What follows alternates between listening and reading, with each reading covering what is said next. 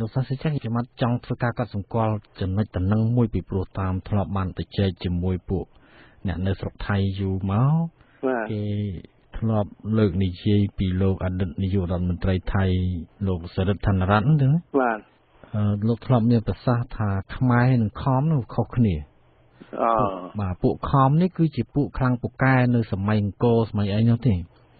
ដែលមានបញ្ញាវាងវៃឆ្លៀសវៃល្អណាស់ពួកខមហ្នឹងហើយពួកខ្មែរនេះគឺពូជម្បូរជំនាន់ក្រោយកាត់ដែលមិនមែនជាពូជខមទេខ្ញុំដឹងគាត់អាងលើអីទេនិយាយហ្នឹងនិយាយក្នុងទស្សនៈថៃដែលវាចង់បង្អាប់ខ្មែរយើងសប្តាហ៍ថ្ងៃហ្នឹងណាចង់ផ្ដាច់ខ្មែរហ្នឹងពីជាតិពូជដើមអ្នកខ្លាំងបកែនោះវាមិនអាចផាត់ចោលតែគ្មានខំថាខំហ្នឹងមិនអ្នកខ្លាំងបកែអសរខំយ៉ាងហ្នឹងវាថាអញ្ចឹងមិនកើតវាត្រូវទទួលថាមានមែនក៏ប៉ុន្តែវាថាមិនមែនជាខ្មែរណែនិយាយទៅវិញណាទេហើយវាអត់មានអាងលើអីទេអាងលើនេះថាវាស្អប់យើងខ្មែរវាចង់បង្អាប់ខ្មែរហ្នឹងហើយវាចង់ផ្សព្វផ្សាយថាខ្មែរហ្នឹងអត់ជាប់ទៅពូជនឹងខំនោះទេបើអញ្ចឹងអសរមូលដែលយើងអសរខំហ្នឹងទៅជាមិនមែនអសរខ្មែរទៅវិញណាណាទេហើយគ្មានណាដែលសង្ស័យដែលហ៊ាននិយាយថាអសរមូលខ្មែរហ្នឹងមិនមែនជាអសរខ្មែរហ្នឹងជាអសរខំហ្នឹងវាដូចតែគ្នាបាទទេប៉ុន្តែមានអ្នកប្រាជ្ញមួយទៀតលោកធ្លាប់ជាអតីតអ្នកកាន់ការធំៗនេះដោយលោកអតីតនាយករដ្ឋមន្ត្រីលោកខឹកក្រឹតប្រម៉ូទនេះលោកធ្លាប់មានប្រសាសន៍ថាពាក្យខំនោះវាមានអញ្ចឹងមែនប៉ុន្តែខំខ្មែរពួកខ្មែរវាមានពួកខ្មែរលើវាមានពួកខ្មែរក្រោមហើយអាក្រោមនោះវាអានយូរទៅវាមិនលឺសូរក្រោមទៅខំទៅវិញខ្មែរលើខ្មែរខំយ៉ាទៀតហើយដល់អញ្ចឹងលោកសាស្ត្រាចារ្យគិតឆ្លើយយ៉ាងម៉េចយើងឆ្លើយដូចនៅខ្ញុំជំរាបហ្នឹងពួកលាវឡាវគេមានប្រវត្តិសាស្ត្រជាប់ជិតស្និទ្ធនឹងខ្មែរហ្នឹងស្ដេចអង្គរហ្នឹងហើយដែលណែនាំបង្ហាត់កូនស្ដេចឡាវម្នាក់ហ្នឹងឲ្យជាអ្នកខ្លាំងបកែហើយបកកើតជាស្រុករដ្ឋហៅថាលាវសប្តាហ៍ថ្ងៃនេះហ្នឹងដូច្នេះស្គាល់ពួកខំជាប់ទៅនឹងខ្មែរនឹងឯងហើយនឹងបានហៅខមេនខំនឹងបានរហូតដល់លើនេះទៀតសិលាវអត់មានផ្ដាច់ឲ្យដាច់ខ្មែរហើយខំថាខំបែបមកពួកអីទៅទៀតហ្នឹងគឺអត់ទេហើយបើកាលណាមានអញ្ចឹងមែនវាមិនដែលអស់លីងទេត្រូវតែមានសល់ពួកខំនោះគឺថាមិនមែនខ្មែរនោះតែយើងគិតឲ្យតាមលេងការសំហេតុសំផលណាទុកតែជនជាតិភាគតិចណាក៏ដោយដែលគេសម្លាប់រៀលដាលគ្រប់សពទាំងអស់នោះទៅគាត់នៅសល់ខ្លះនេះជាដាច់ខាតបាននេះយើងវាអត់មាននេះណាពីព្រោះពីខំនោះវាខ្មែរនឹងឯងប៉ុន្តែដល់ហៅជាខំនោះដូចខ្ញុំជំរាបហ្នឹងថាដើមឡើយនៃពូជជាតិសាសហ្នឹងតែមួយគឺពួកខ្មែរមនហ្នឹងផ្លែកគ្នាតែត្រង់ដែលថាពួកខ្មែរមនហ្នឹងពីដើមហ្នឹងគឺខ្ញុំថាមើលទៅហៅខំហ្នឹងហ្មងតែនៅពួកទៅនៅផ្ដុំតាមទន្លេមេណាមកាត់ស្រុកថៃសប្តាហ៍ថ្ងៃហ្នឹងទល់ទៅនឹងទន្លេសាលូអិននៅភូមា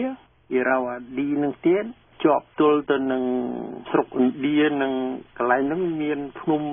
ធំខ្ពស់ខាងភូមាហើយនឹងឥណ្ឌាហ្នឹងឆ្លងភូទៅទៀតអត់កើតបាទដូច្នេះមកហ្នឹងនៅក្នុងទឹកដីដែលជាប់ខាងលិចទៅនឹងឥណ្ឌាខាងកើតប៉ះមកជាប់ជាមួយខ្មែរនេះថ្ងៃខាងជើងហ្នឹងជាប់ទៅដល់ស្រុកចិននេះហើយលយមកក្រោមតាមកោះជ្រោយម៉ាឡាកានេះអាហ្នឹងនៅសល់ខ្មែរជាប់ជាមួយគ្នានឹងផងអត់តាន់ដាច់គ្នានេះហើយខ្មែរវិញនៅផ្ដុំគ្នាតាមមាត់ទន្លេធំដែលយើងហៅសប្តាហ៍ថ្ងៃទន្លេមេគង្គហ្នឹងប៉ុន្តែឈ្មោះដើមចំពោះខ្មែរគេហៅថាទន្លេធំទេអ្នកមាត់ទន្លេធំអ្នកទន្លេធំអីអញ្ចឹងហើយពាក្យមេគង្គហ្នឹងចាប់ដឹងធំហ្នឹងទៅប្រាំងដាក់ហើយហ្នឹងបែបយកពីខាងលាវឬខាងថៃគេហៅអញ្ចឹងណាបាទប៉ុន្តែខ្មែរយើងហៅថាទន្លេធំនេះហើយនៅម្ដុំហ្នឹងខាងកើតទល់ទៅនឹងចម្ប៉ាពីព្រោះមានភ្នំគេហៅនៃជួរអាណាមីតិកនៅស្រុកអាណាមនៅសប្តាហ៍ថ្ងៃហ្នឹងភ្នំខ្ពស់ព្រៃហ្នឹងឆ្លងកាត់រួចទេហើយនឹងពួកជនជាតិខ្មែរដើមនៅពួនក្នុងព្រៃហ្នឹងពួននៅភ្នំអីខ្លះហ្នឹងនឹងច្រើនមួយទៀតនៅ មាត់ទន្លេធំហ្នឹងទន្លេសាបបាទហើយនឹងយើងហៅខ្មែរក្រមសប្តាហ៍ថ្ងៃនេះហើយដល់នៅឆ្ងាយពីគ្នាហ្នឹងតិចម្ដងទៅវាបែកខ្លះអញ្ចឹងទៅវាពីដើមនិយាយពាក្យសម្ដីអីដូចគ្នាក្រោយមកតាំងពីសម្លេងនិយាយតាំងពីពាក្យសម្ដីអីហ្នឹងប៉ុន្តែវានៅឫសគល់ជាប់គ្នាហ្នឹងនៅការស្រាវជ្រាវមួយធំទៀតរកឲ្យឃើញហើយសរសេរជាក្បួនជាសភៅអំពីធាតុដើមខ្មែរមននេះភាសាខ្មែរមនហ្នឹងមានអ្នកប្រាជ្ញអាល្លឺម៉ង់ឈ្មោះ Smith ហ្នឹងគាត់មានធ្វើសភៅមួយអំពីក្បួនខ្នាតពីរឿងខ្មែរមនប៉ុន្តែហៅមនខ្មែរបាទអានេះគេតែងតែយកមកធ្វើជាឯកសារដើមសំខាន់បំផុតដើម្បីឲ្យយល់ខ្មែរមនហ្នឹងយ៉ាងម៉េចហ្នឹងហើយខ្ញុំមកត្រឹមតែនៅរឿងតែខ្មែរសុទ្ធសិនបាទប៉ុន្តែថាដល់កណាយល់ខ្មែរសុទ្ធហើយហ្នឹងត្រឡប់មកពំភ្លឺខាងមនវិញ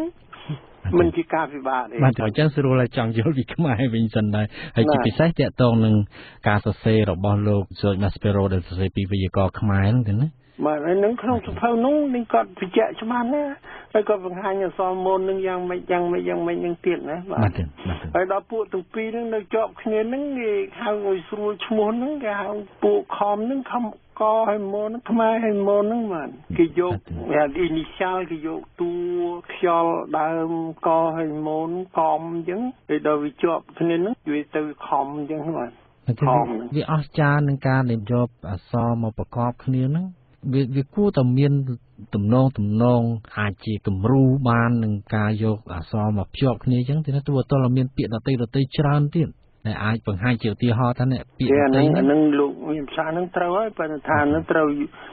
យើងវែងញែករអញ្ចឹងប៉ុន្តែដែលគេភ្ជាប់តួពីរហ្នឹងគឺវាសំខាន់ពេកត្រង់ដែលជាតិសាសហ្នឹងមានពេលមួយហ្នឹងខំហ្នឹងប៉ុន្តែវាបែកទៅជាខ្មែរហើយនឹងទៅជាមនហ្នឹងពួកខ្មែរហ្នឹងគឺអ្នកដែលរកឃើញបកកើតបណ្ដោះបណ្ដាលសាសនាជីហ្នឹងគ្រូទាំង5អីហ្នឹងវាច្បាស់លាស់អញ្ចឹងទៅហើយខាងមនហ្នឹងកាលនៅខំដល់ពេលមួយចូលកាន់ពុទ្ធសាសនានឹងច្បាស់ទៅដែលសាសនាហ្នឹងសាសហ្នឹងវាធ្វើឲ្យជាតិដូចគ្នាខំហ្នឹងទៅជាសាសមនទៅវិញ